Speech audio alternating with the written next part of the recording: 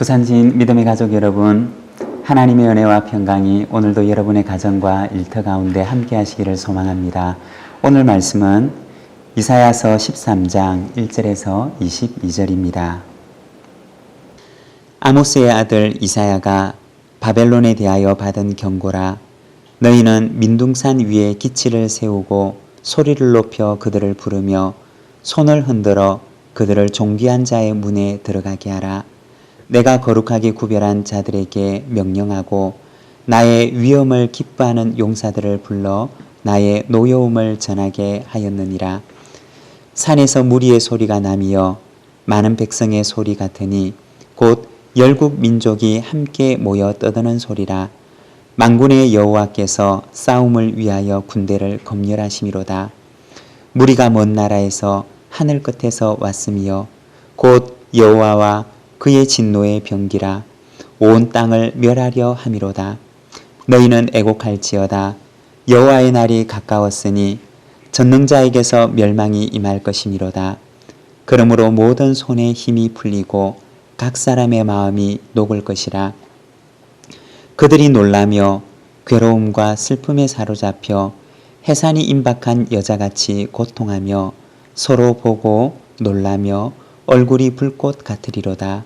보라, 여호와의 날 곧 잔혹히 분냄과 맹렬히 노하는 날이 이르러 땅을 황폐하게 하며 그 중에서 죄인들을 멸하리니 하늘의 별들과 별 무리가 그 빛을 내지 아니하며 해가 돋아도 어두우며 달이 그 빛을 비추지 아니할 것이로다.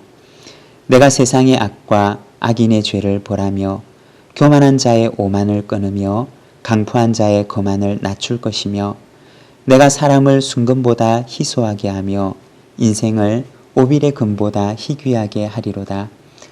그러므로 나 만군의 여호와가 분하여 맹렬히 노하는 날에 하늘을 진동시키며 땅을 흔들어 그 자리에서 떠나게 하리니 그들이 쫓긴 노루나 모으는 자 없는 양같이 각기 자기 동족에게로 돌아가며 각기 본향으로 도망할 것이나 만나는 자마다 창에 찔리겠고 잡히는 자마다 칼에 엎드러지겠고 그들의 어린아이들은 그들의 목전에서 메어침을 당하겠고 그들의 집은 노략을 당하겠고 그들의 아내는 욕을 당하리라.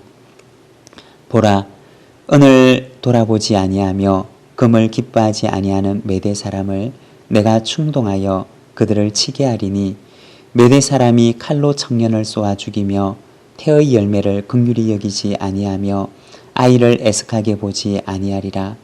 열국의 영광이요 갈대아 사람의 자랑하는 놀이개가 된 바벨론이 하나님께 멸망당한 소돔과 고모라같이 되리니 그곳에 거주할 자가 없겠고 거처할 사람이 대대에 없을 것이며 아라비아 사람도 거기에 장막을 치지 아니하며 목자들도 그곳에 그들의 양떼를 쉬게 하지 아니할 것이요 오직 들짐승들이 거기에 엎드리고 부르짖는 짐승이 그들의 가옥에 가득하며 타조가 거기에 깃들이며 들량이 거기에서 뛸 것이요 그의 궁성에는 승냥이가 부르짖을 것이요 화려하던 궁전에는 들개가 울 것이라. 그의 때가 가까우며 그의 날이 오래지 아니하리라. 아멘. 오늘 우리가 읽은 이 말씀에서는 바벨론에 대한 경고의 말씀을 주십니다. 이 바벨론은 현재 중동의 패권을 차지하고 있는 아수르의 뒤를 이어서 앞으로 중동 지방의 패권을 이어가게 될 그러한 나라입니다. 역사적으로 보게 되면 이 바벨론은 나중에 남유다를 멸망시키는 나라가 될 것입니다. 중동 지역의 절대 강자로 부상하게 될 나라가 바로 이 바벨론인 것입니다. 오늘 우리가 읽은 이 본문의 말씀은 바로 이 바벨론에 대한 경고의 말씀을 우리에게 주십니다. 2절의 말씀입니다.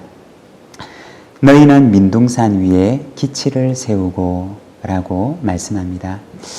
여러분, 민둥산 위에 기치를 세운다면 얼마나 잘 보일까요?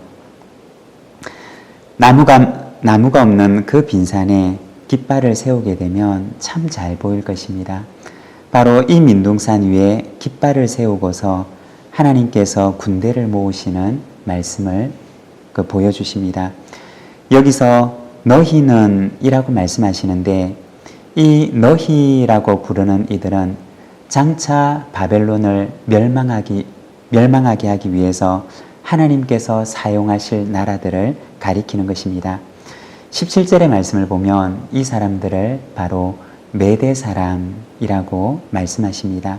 17절의 말씀을 보면 메대 사람을 내가 충동하여 그들을 치게 하리니 라고 말씀하십니다. 그리고 4절의 말씀을 보면 만군의 여호와께서 싸움을 위하여 군대를 검열하심이로다 라고 말씀합니다. 여러분 여기에 보면 군대를 검열하시는 하나님의 모습을 보여주십니다. 여기에 이 하나님을 가리켜서 만군의 여호와라고 말씀하시는데 이 만군의 여호와라고 하는 말은 원어 성경에서는 야훼 츠바오트라고 하는 말입니다.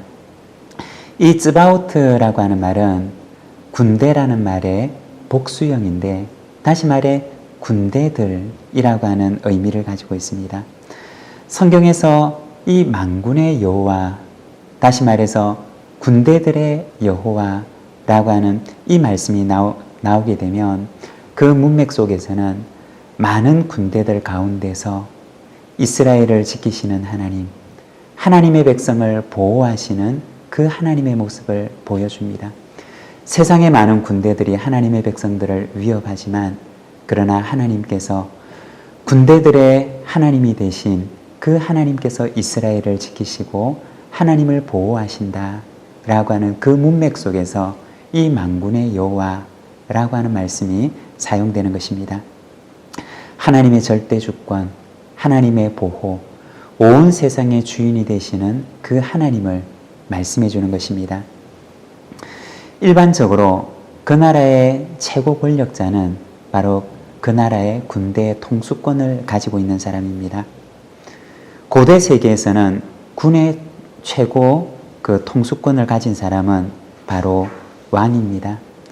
만군의 여호와라고 하는 말은 바로 온 세상의 왕이신 하나님, 모든 세상의 통수권을 지니시고 온 세상의 권세를 지니신 그 하나님을 가리키는 말씀인 것입니다. 이 만군의 하나님은 바로 온 세상에 대한 권세를 가지신, 이 세상의 진정한 권세를 가지신 하나님에 대한 말씀인 것입니다. 바벨론의 권세도 참 앞으로 대단할 것이고 아수르의 권세도, 이 세상의 권세도 참 대단할 것입니다.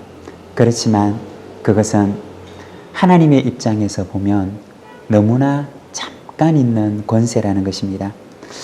우리가 신약 성경을 보게 되면 예수님께서 세상의 권세자 앞에서 재판을 받으셨던 적이 있으셨습니다. 마태복음 27장에 보면 빌라도가 예수님께 묻습니다. 내가 유대인의 왕이냐? 그러자 예수님께서 자기를 재판하는 빌라도 앞에서 말씀하십니다. 내 말이 옳도다. 당시 그 유대 지방의 통수권을 맡은 로마 총독이 볼 때 바로 그 재판석 앞에 서 있는 예수님의 모습이 얼마나 초라하게 보였을까요? 그렇지만 여러분, 로마 총독 빌라도의 권세도 잠깐이었고 로마 제국의 황제였던 로마 황제의 권세도 지금은 다 사라지고 없습니다. 그렇지만 빌라도의 법정 앞에 서 있던 그 초라하신 예수님의 권세는 지금 오늘도 우리에게 살아 역사하시는 것입니다. 바벨론의 권세도 당시 세상 사람들이 볼 때는 대단해 보였겠지만 그러나 만군의 여호와 앞에 서게 될 때 그들의 권세는 마치 반딧불처럼 잠깐 반짝였다가 없어질 권세였던 것입니다. 사랑하는 여러분, 우리는 이 세상을 살아가면서 무엇을 추구하며 살아가십니까? 잠깐 반짝였다가 없어질 바로 그것을 위해서 우리는 혹시 목을 매며 달려가고 있지는 않습니까? 영원한 권세를 가지신 만군의 하나님을 바라보며 우리의 인생의 다름질을 하는 우리 모든 믿음의 가족들이 되시기를 바랍니다. 오늘 말씀은 바로 이와 같은 바벨론에 대한 경고, 바벨론의 멸망을 선언하시는 하나님의 말씀입니다. 바벨론이 꽃을 피기도 전에 하나님께서는 이미 그 권세의 끝을 보고 계셨던 것입니다. 6절의 말씀에서는 너희는 애곡할지어다 여호와의 날이 가까웠으니 전능자에게서 멸망이 임할 것이미로다 라고 말씀하십니다. 세상 권력의 점점에 서게 될 그 바벨론의 멸망을 하나님은 선포하시는 것입니다. 22절의 말씀입니다. 그의 궁성에는 승냥이가 부르짖을 것이요 화려하던 궁전에는 들개가 울 것이라. 그의 때가 가까우며 그의 날이 오래지 아니하리라. 바벨론의 멸망을 바라보는 이사야 선지자의 예언입니다. 궁성에는 승냥이가 부르짖고 그리고 그 화려하던 궁정에는 개들이 와서 울 것이다 라고 말합니다. 그 화려하던 세상 권력의 쓸쓸한 퇴장을 말하는 것입니다. 여러분 상상을 해보십시오. 그 궁성 안에서, 그 궁전 안에서 권력을 얻기 위해서 얼마나 아웅다웅하던 사람들이 많이 있었겠습니까? 그것을 얻어보려고 얼마나 많은 인생들이 거기에 매달렸겠습니까? 그렇지만 이사야 선지자가 바라보았던 그들의 미래는 승냥이가 부르짖고 들개가 울부짖는 화려한 궁전의 뒷모습이었던 것입니다. 여러분, 우리는 무엇을 위해 살아가야 할까요? 잠언 31장 30절의 말씀을 보면 이렇게 말씀합니다.